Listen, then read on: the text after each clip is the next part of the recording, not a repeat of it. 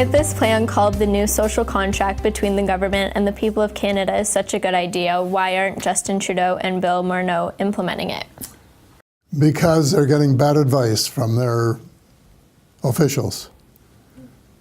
There is not one person in the Department of Finance in Ottawa who understands what we're talking about, who really understands the basics of banking. And it's unfortunate, but they were never taught. And they're all people who have been led to believe that globalization is the best way to go, and that we don't need to have any power to look after our own people. And so they are giving the minister and the prime minister very bad advice.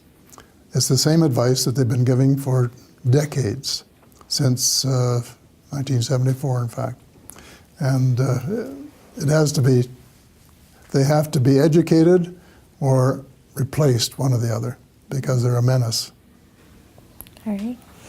And what impact would bank reform or the adoption of the new social contract have on the current Canadian banks, and what changes would be made?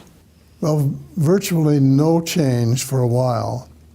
It wouldn't affect bank profits in the short run.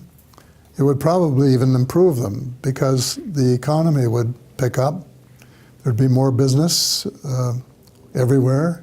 There would be new adventures, and so I think the banks would do very well, and for quite a long period.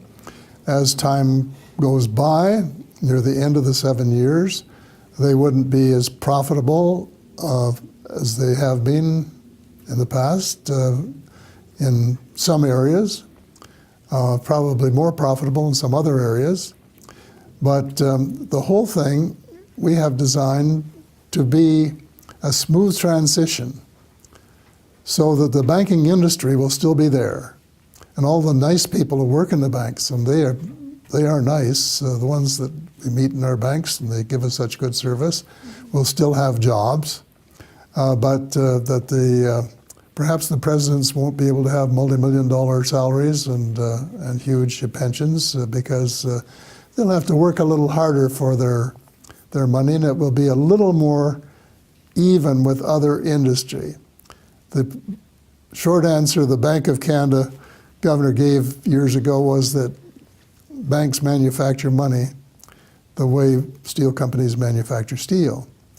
But steel companies have to work a lot harder to make their money than the bankers have had to work.